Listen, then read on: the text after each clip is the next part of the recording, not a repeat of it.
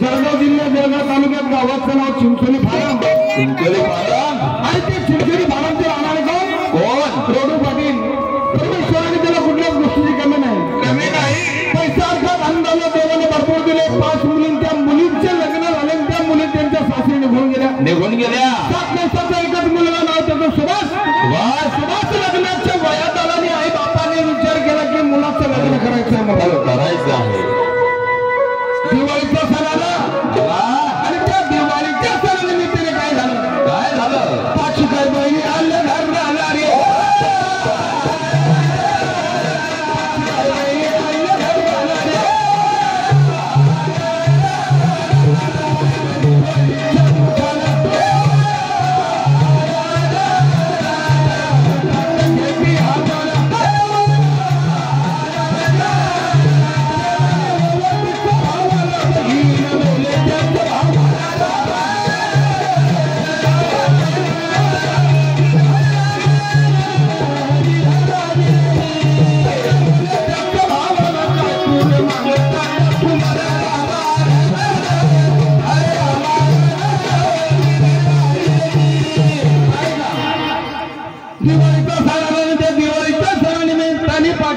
अरे घरी आल्यानंतर दिवाळीच्या दिवशी हातामध्ये डाग घेतला आणि भावाला बोलायला सुरुवात केली.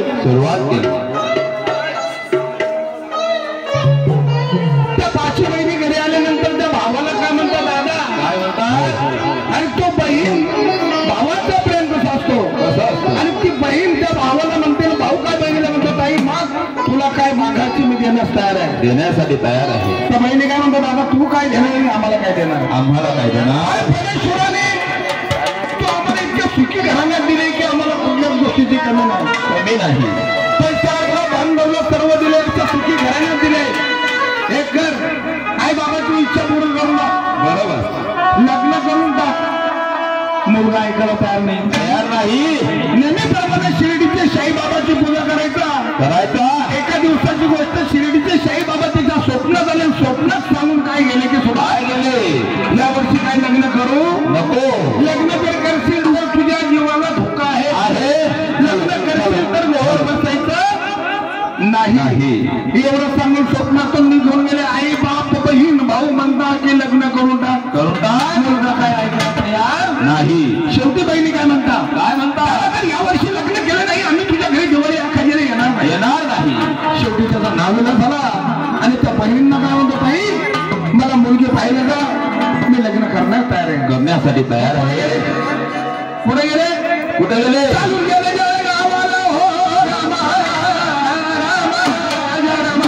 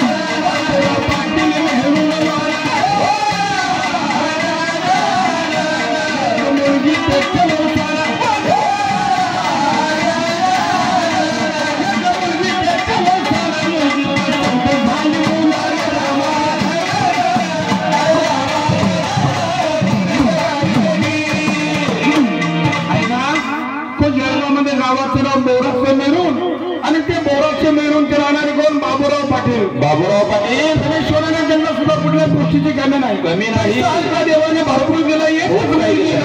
सुनंदा ती लग्नाच्या वयात आल्यानंतर ती मुलीला मुलगा पसंत झाला आणि लग्नाची तारीख काढण्यासाठी बाबण्याकडे गेले.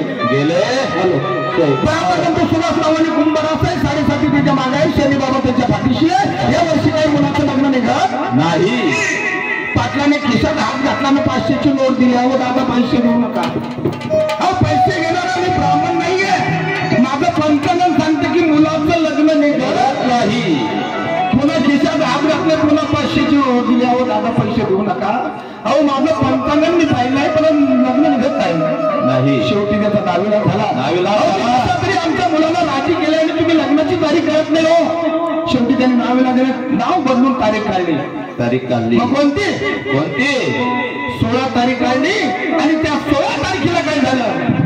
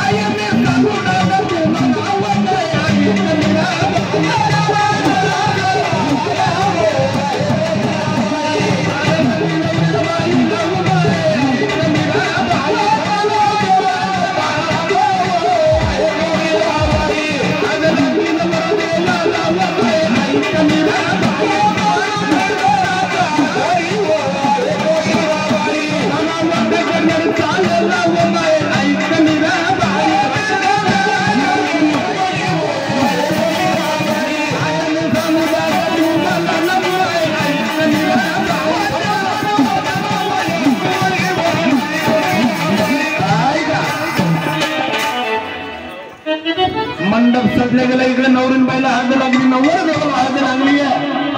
पण लग्नाची तारीख काढण्यासाठी दोघं वेळी गेले होते. तिसरा माणूस कोणीच नव्हता. त्यांनी विचार केला की ब्राह्मणाने सांगितलं की लग्नामध्ये घोडा नको. मग काही लग्न होणार नाही का? लग्न होईल. त्यांनी काय केलं? ट्रॅक्टर मागवलं. ट्रॅक्टरला 2000चे फुलं लावले. बरोबर आहे. आणि त्या ट्रॅक्टर मध्ये एक पलंग ठेवलं. नवरदेवाला त्यात बसवलं. एखादी देवाची पालखी चालली. याप्रमाणे ते ट्रॅक्टर आपल्या गावात गेलं. बरोबर आहे. मग याला काय म्हणतात? त्याची कर्म घेतली भोवलं ते तुला गुन्हा त्याला झाले. या कर्मावरती कारोसा प्रभू ठेवी. या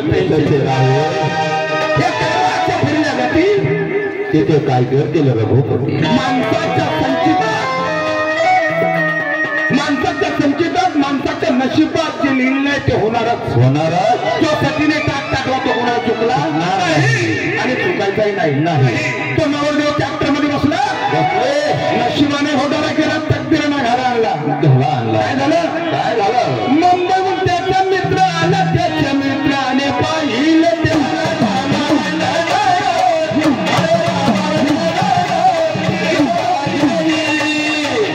त्याने राजीनं पाहिलं.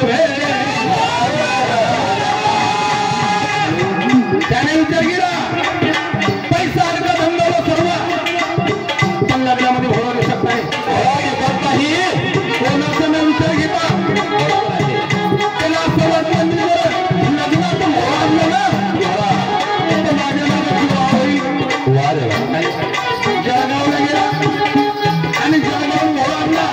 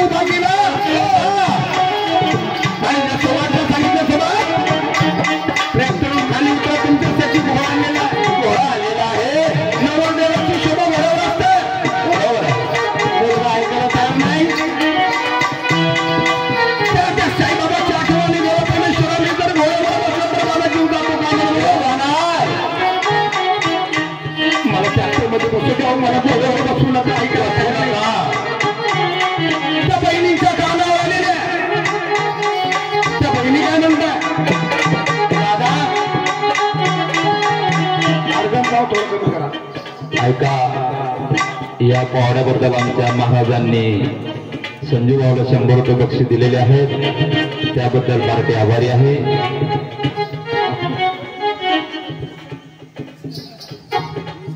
नवरदेव घोड्यावरून ट्रॅक्टरवरून खाली उतरत नाही.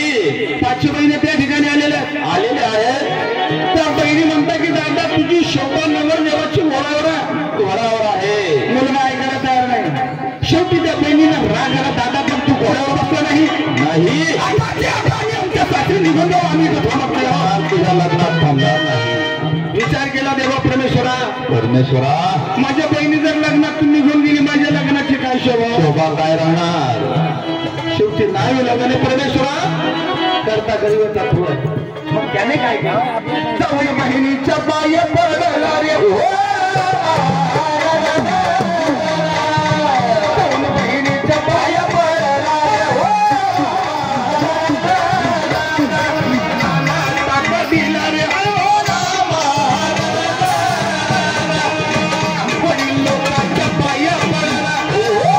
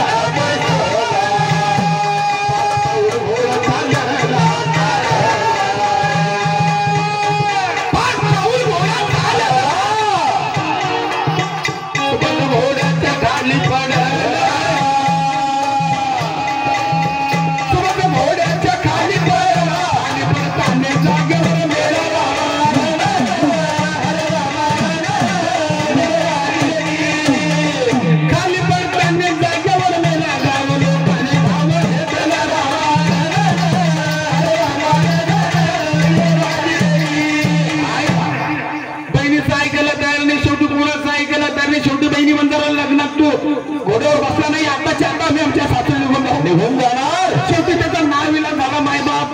माझ्या बहिणीच्या लग्नातून निघून गेल्या, लग्नाची शोभा काय राहणार. परमेश्वरा करता करीता तो आहे. बरोबर आहे. घोड्याजवळ गेल्यावर घोड्याच्या पाया पडला, 5 पाऊल घोडा चालला, खाली पडताना जागेवर स्पायर झाला. बरोबर आहे.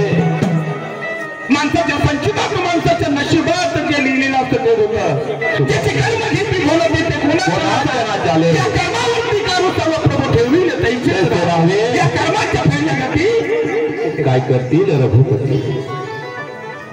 शेवटी मुलगा खाली पडले, जाग्यावरच पाय झाला. मायबाप घराच्या पट्टे मोडल्या जातात, पण आई बापाचा प्रेम मोडल्या जात नाही. जगामध्ये 3 दुःख अशा आहे. जगा वेगळ्या आहे. लहानसं बाळ असलं ना, 6 महिन्याचं बाळ असलं, त्या बाळाची आई नको मरायला हो. का म्हणून की त्या बाळाचा सन्मान करणार कोण? कोणीच करत नाही. स्त्री पाहिजे आणि ती त्याची जन्म देणारी आई पाहिजे. त्या बाळाचे काय हाल होतात. दुसरं दुःख, 7 नवसाचा एक मुलगा असला, त्या म्हातारे आई बापाचा तो मुलगा नको मरायला हो. पाण्याची पानं गळे अंधळ्याची घाटी नसतो. जेव्हा परमेश्वराकडे बघणार, तो मुलगा खाली पडलेला आई बाप म्हातारे टिकून रडत येतात. आणि तिसरं दुःख असं आहे, 9 तरुण स्त्री असली, चालू लग्न झालेली, तिचा पती नको मरायला नको. सगळ्या जनार्दन मुखातनं काय शब्द काढते ते भरोसा नाही. हे सगळं माणसाला घोड्यावर बसू देत नाही, काही करू देत नाही, चालू देत नाही. म्हणून जगा वेगळं. हे 3 दुःख आहे. 7 दिवसाचा मुलगा मेल्यानंतर ती आई काय करणार आहे हो? काय करणार. त्याही रडताय, बाप एका बाजूला रडतोय आणि त्या बहिणींच्या कानावरती आलेला आहे आणि ती बहीण गरकून मिठी मारते त्या भावाला आणि काय म्हणतो, काय म्हणते, हा का मारते तुला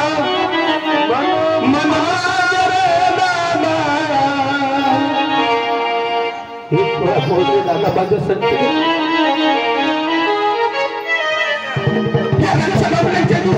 अंगामध्ये राखी बांधू रे बांधू, कोणाला भाऊ म्हणून आवाज तेवढे दादा दादा या पाच बहिणीचा तू एकच भाऊ मला सोडून गेला रे, गेला दादा.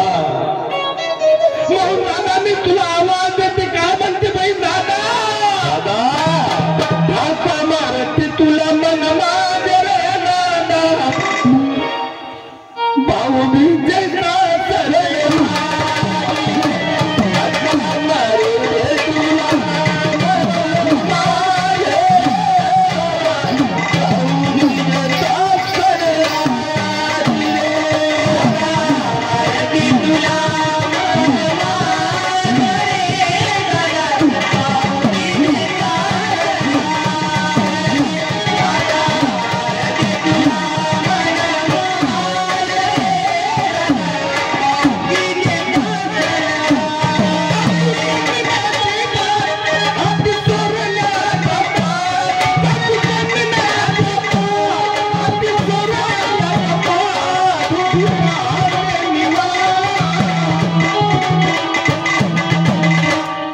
दादा, तेरे दादा मी बहीण आहे तुझी बहीण. दुसरी बहीण काय म्हणते दादा, काय म्हणते, मी बहीण आहे तुझी रे भावळी, मी बहीण आहे तुझी रे भावळी आणि वाटत माहेराची केली तयारी माझ्या भाऊला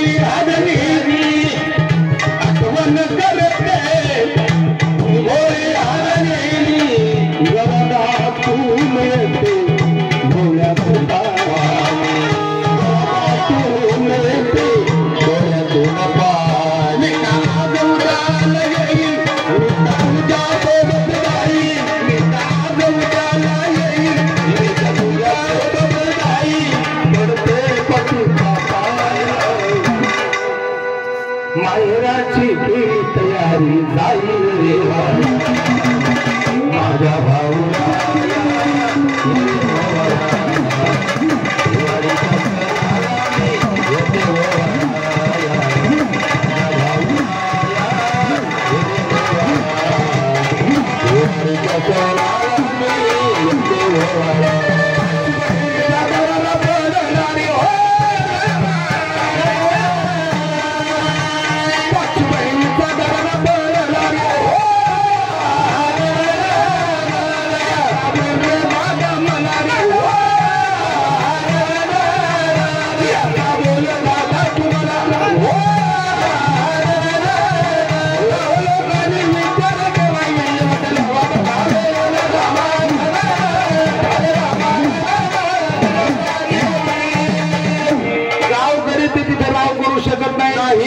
गावामध्ये मुलीला नवतरुण मुलगा असा चांगला वागणारा होता की चांगल्याही डोळ्यात चांगल्याच्याच डोळ्यात पाणी येत होतं.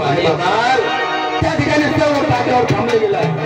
सरपंच पोलीस वडील गावातले पुढारी लोक आले, त्यांची समजूत काढली. पाटील मेने पोटा न पोटी कारणावं एकासाठी एकासाठी जो जन्माला आला करावंच लागणार आहे. माणसाला पुनर्जन्म नाही. आपली खुली कल्पना आहे की माणसाला पुनर्जन्म आहे. आपल्यासारख्या पापाला आहे कुठं हो पुनर्जन्म? आपल्यासारखा नास्ता माणूस जगात कोणी नाही. गाव लोकांचं ऐकलं आणि त्या प्रेताची विल्हेवाट केली नाही. केली आणि कुठे घेऊन गेले? घेऊन गेले मसरवाटीला विल्हेवाट लावली बघावे.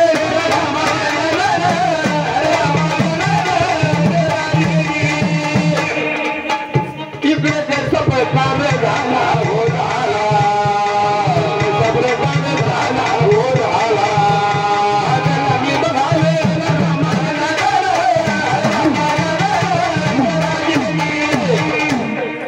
मुलाचा अध्याय संपला. आता मुलीच्या अंगाला हळद लागली. मनुष्य हा नवनीत नवरदेव स्त्रीच्या अंगाला एक वेळा हळद लागली म्हणजे विषय संपूर्ण लागत नाही. पुन्हा लागत नाही. आता ती मुलगी आईच्या दारावर घरी बसलेली आहे आणि ती बाबाला विचारते की बाबा वरात कधी येते आहे, पाहुणे कधी येत आहे? आणि त्या मुलीच्या गालावरती गेलं. बाबा काय सांगताय तुम्ही? बेटा होणारा तुझा पट्टी वारलाय. अरे ते म्हणते बाबा घराच्या खंजीरानं माझ्या पोटात घे, माझा जीव घ्या. मला जगण्याचा अधिकार नाही. माझ्या बरोबरीच्या मैत्रिणी मला नाव ठेवतायत बाबा. लग्नाच्या अगोदर मी नवऱ्याला घेऊन बसली. अभागा नाही. किती पापी आहे बेटा. तसं मस्त माणसाच्या संचितात जे लिहिलं असतं तेच होतं. डॉक्टर मागाला मुलीला सुट्टीवरती आणली. याला काय म्हणतात? देवाची करणी नावात पाणी. याच म्हणीप्रमाणे सख्या बहिणीचा मुलगा नाव त्याचं लक्ष्मण राहणारा एरंडोलचा त्या मामाच्या मुलीच्या लग्नासाठी आलेला होता आणि गावाच्या नशेमध्ये त्या मंडपामध्ये झोपलेला होता. आणि त्या मामाने त्या भाच्याला पाहिल्याने आनंद झाला. अरे वा वा, एकच भाचा आहे माझा, लग्नाच्या मंडपामध्ये झोपलाय. आता हा माझ्या मुलींसंतीने लग्न करणार म्हणजे माझ्या मुलीची हालत तुमच्या जाणार नाही. उठवलं हो त्याला आणि तितकंच म्हणतो मामा लग्न लागी गेलं. आता तो दारूच्या नशेमध्ये त्याला काय माहिती लग्न लागलं नाही. होणारा माझा जवळ घोड्यावरून खाली पडला, जागेवर मेलेला आहे. अरे अरे वाईट झाले. त्याचीही दारू उतरली. मामा म्हणे मग मी आता चिंचोली या ठिकाणी जातो, नवरदेवाची विल्हेवाट लावून होतो. अरे त्याला घेऊन गेले पण तू जागेवर आहे का? आता दारूची नशा. शेवटी काय म्हणतो मामा जाऊ दे, एक काम करा, मला गाडी भाडा 20 रुपये द्या, मी घर जास. तर पैसे नाही त्याच्याजवळ, त्याची परिस्थिती तशीच. अरे 20 रुपये नको घेऊ, तुला लागेल तेवढे पैसे घे. मी जे सांगाल ते तुला करावं लागेल. हो काय हो मला सांगा मामा. अरे ही माझी मुलगी आहे, तिच्या अंगाला हद लागलेली आहे. तू माझ्या मुलीसंतीने लग्न कर. बस करा म्हणे मामा, बोलू नका. ज्यावेळेस माझी ही तुमचीच मुलगी मला मागायला आली होती त्यावेळेस तुम्ही नकार दिला का? दिली नाही. का म्हणून नकार दिला? की मी दारू पितो, सट्टा खेळतो, बेकार व्यसन करतो म्हणून तुमची मुलगी मला दिली नाही. आणि आता तुमच्यावरती वेळ आली आणि आता म्हणता की माझ्या संगतीने लग्न करून घ्या मुली. मुलीच मी तुमच्या मुली संगतीने लग्न करणार नाही. मंडपाच्या बाहेर नाही यायला लागला. याला काय म्हणतात? सोबत गुण या संगत गुण. तुमच्यासारखा मित्र माझ्या संगतीने त्याच्या संगतीने होता. काय म्हणतो? घरी जायला गाडी भाड्याला पैसे नाहीये. फक्त तुझं लग्न होतंय. कधी तू लग्न केल्यानंतर तुला 2, 4, 5 लाख रुपये लागतील. आता लग्न करून टाक. त्याने विचार केला बाई, घर गेल्यानंतर पैसा नाही, 10 रुपयावाले मग करू काय? शेवटी त्या मित्राचं त्याने ऐकून घेतलं. मामा म्हणतो मी लग्न करतो पण माझ्या काही अटे. अरे मुखातून शब्द काढ रे, मी तुला देण्यास तयार आहे. मग तो पाहता त्या मामाला काय म्हणतो? 2 लाख रुपये द्यावे मला सजन मना.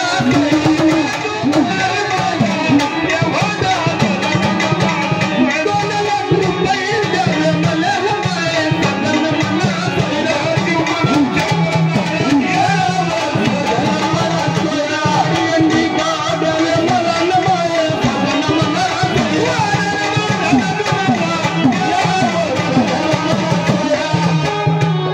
काय पंथा द्यावे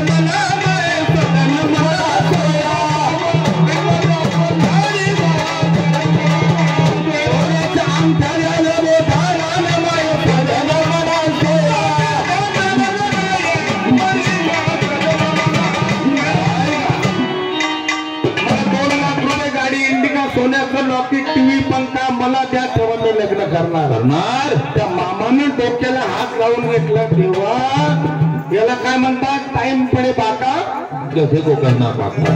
तशीच त्याला गत्या झाली. जेव्हा परमेश्वर असू द्या त्याने विचार केला 50 एकर जमीन आहे, 2 तालाची माडी आहे, मेल्यानंतर कधी छातीवर घेऊन जाणार नाही. 7 वर्षाची एकच मुलगी आहे. कधी माझी मुलगी या इस्टेटीची मालकीन आहे. 2 लाख रुपये सांगितलं, चोलत भावाला देऊन टाकेला, काही लागत ते देऊन टाकेल. का 7-8 दिवसाने आपण बुक करू, पण याच्या संगतीने माझ्या मुलीचं लग्न लावून दे, म्हणजे मुलगी लग्नामध्ये विधीवर राहणार नाही, हळद दुधल्या जाणार नाही. पाटावरती बसवलं, त्याच्या संगतीने लग्न लावून दिलं. गाडी इंडिका, पैसा अडका, धन दौलत सर्व त्याच्या सोबत दिलं आणि घरी घेऊन गेला. आता पैसे की नाही पळे पळे देख सरगे जिसमें के टक्के तुटक मग देखे. श्रीमंत माणूस जर असला आणि तो अचानक जर भिकारी झाला, त्याचे विचार शेवटपर्यंत श्रीमंत असतात. श्रीमंत आणि आपल्यासारखा भिकारी भीक मागणारा, आणि तो जर अचानक श्रीमंत झाला ना, त्याचे विचार शेवटपर्यंत भिकारीच असतात. आता 2 लाख रुपये गाडी इंडिका, पैसा अडका, धन सर्व आलं. 10-4 मित्र त्या गाडीमध्ये फिरायला लागला. आता पन्नीने 10 रुपयाला तो पन्नी पिऊन गा हो बिअर बार मध्ये चालणे फाटावर दारूची बाटली हवस नाही पिकली करे जीवनाची दुर्दशा. अरे भांगे मागे भुंगळा गांजा मागे घे सांगू दारू मागे जुत्या तेरी खुशी पुरी होती. नको करू असं. या दारूमुळे काही काही संसार उद्ध्वस्त झाले. मायबाप दोस्त मित्र त्याच्या संगतीने, जोपर्यंत पैसा आहे तोपर्यंत दोस्त मित्र आहे. पैसा संपला दोस्त मित्र संपले. कोण कोणाचं नाही. पैसा संपला दोस्त मित्र संपले. नातेवाईक बरं बघत नाही. जीवाचा जीवलक मित्र असतो, तो गल्ली सोडून निघून जातो. साला मला 10 रुपये मागला शेवडा हवा नाही. अरे हा लय अनमोल आहे माणसाचा हा देह इतका अनमोल आहे की त्याची आपल्याला कदर नाहीये. समोरचा माणूस आपल्याला नाव ठेवतो, मग कशाला इज्जत ठेवायची, मरून जायचं आपण. मग आपण तसं वागलं पाहिजे. पुनर्माणसाला जन्म नाहीये. या दारूमुळे, सडेल पाण्यामुळे माणसाची इज्जत जाते. मग काय आपल्याला कळत नाही. जाणून कर्म करीतो देवाचं वैरी.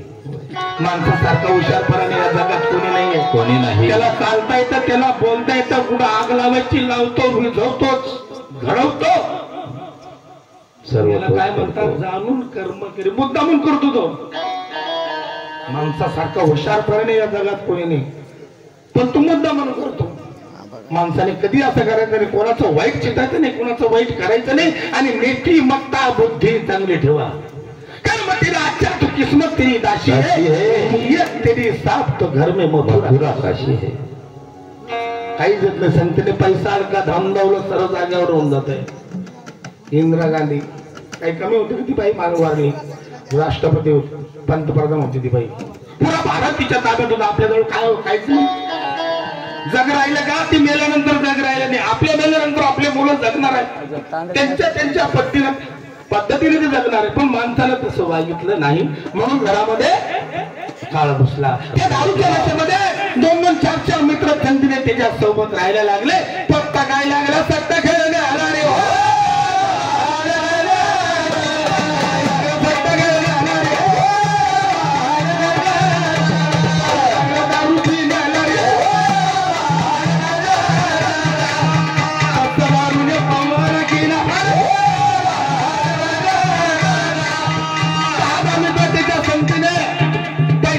मित्र पैसा संपला, दोस्त मित्र संपले. मायबाप संपले. कलपच्या ठिकाणी गाडी इंडिका घाण ठेवली गेली.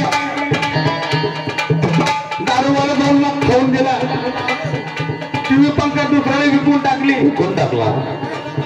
2 वर्षात बरबाद झाला. कप्पा दारू घेतो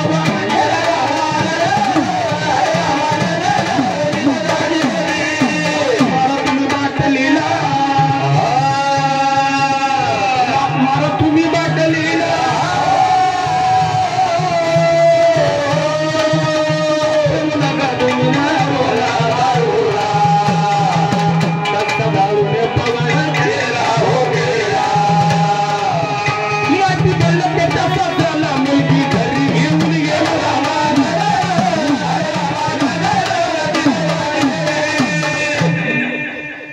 बरबाद झाला. दुसऱ्याच्या घरी परत 200 रुपयाने कामाला जायला लागला.